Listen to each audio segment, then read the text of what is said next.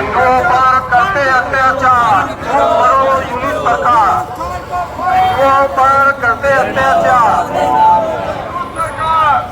हिंदुओं पर करते अत्याचार। बांग्लादेश में हिंदुओं पर अत्याचार, बांग्लादेश में हिंदुओं पर अत्याचार, हिंदुओं पर करते अत्याचार सरकार। बांग्लादेश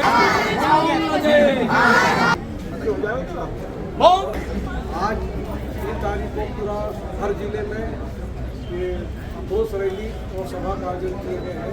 विज्ञापन हमारे पूरे यहाँ के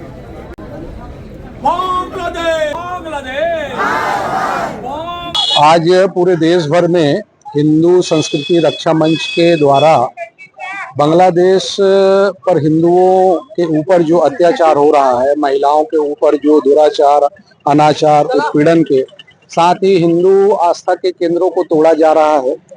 बांग्लादेश के संत चिन्मय कृष्ण दास को जेल में डाला गया, राष्ट्रद्रोह का उन पर लगाया गया।